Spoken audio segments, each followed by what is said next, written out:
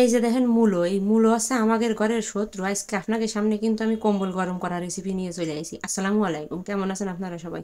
এই যে দেখেছেন মূলো, আমার বর জীবনও মূলো কেনে না, ঠিক আছে? এর গন্ধে নাকি তার বমি আসে, সেই জন্যে আমার ঘরেও আসে না। আমি কই দাঁড়াও, তোমার আজকে গন্ধ ছাড়া মূলো রাঁধতে দেখাবো। এটা আমি কিনেছিলাম, বাসায় তরকারি এলাইছিল তার কাছে, তো বুঝছেন? এই যে মূলোটারে কুইটে আমি কিন্তু 5 মিনিট এই মূলোরে বাপ দিয়ে নিছি। এইরকম যদি বাপ দিয়ে রাঁধেন, মূলো কেন আপনি লাউ খাচ্ছেন নাকি শালগম খাচ্ছেন টেরই পাবেন না, এক ফোঁটা গন্ধ থাকবে না। যারা মূলোর গন্ধে খাতে পারেন না তারা কিন্তু এইরকম করে রানবেন।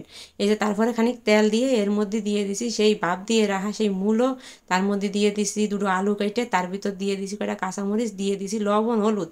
এইবারে তেলের সাথে এইরে ভালোভাবে এই মূলোরে একেবারে ভাজা ভাজা করে কষাই নিতে হবে।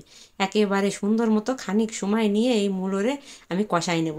আর এই যে দেখেন মূলো কিন্তু 5 মিনিট একদম ফুটোই নেবেন, 5 মিনিট ফুটোই নিলে ওর গন্ধ কোয়াইতে কোয়ানে গায়েব হয়ে যাবে। যারা মূলো খান না ওইরকম করে রানবেন, দেখবেন মূলোর প্রেমে পড়ে গেছেন, বুঝছেন? আচ্ছা, তারপরে এই যে দেখেন একটুনি কষানোর পানি দিয়ে দিছি, মূলোটার একেবারে ভালো করে ভাইজে কষানোর জন্য একটু পানি দিয়ে দিছি। এই যে এবারে মূলো আলুরে সুন্দর মতো এই পানির সাহায্যে কষাই নেব। একদম এই পানিতেই মূলো সেদ্ধ হয়ে যাবে, আলু সেদ্ধ হয়ে যাবে। এই যে দেখেন কি সুন্দর পানি কিন্তু এই যে টাইনে গেছে, এই যে অল্প একটু আছে। এবার আর একটু নাড়াই ছাড়াই নেবো। এর মধ্যে কিন্তু আমি এখনো পর্যন্ত আপনারা মনে হয় দেখেছেন যে পেঁয়াজ রসুন মসুন কিচ্ছু কিন্তু দিই নাই, খালি লবণ হলুদ কাঁচা জাল আর আছে তেল দিয়েই এই মূলোরে এই যে কষানো হয়ে গেছে। এইবার কিন্তু আমি এর মধ্যে ঝোলের পানি দিয়ে দেবো, বুঝতে পারিছেন? আর মূলো জিনিসটা কিন্তু আমার কাছে মনে হয় যে ছোটো মাছ টাছ দিয়ে রাঁধলে আরও বেশি ভালো লাগে। আসলে আমি শ্বশুরবাড়ি আসার পরে আমিও আমার বরের সাথে থাকে তাই মূলো খাওয়া ভুলে গেছিলাম। মূলো দেখতাম ছোটোবেলায় আমার ছোটো চাচি রাঁধতো পুঁটি মাছ দিয়ে, আমার কাছে মনে হয় যে বিশাল মজা লাগতো ওই ওই রান্নাটা। আমি কিন্তু সেরকমই রান্নার চেষ্টা করেছি।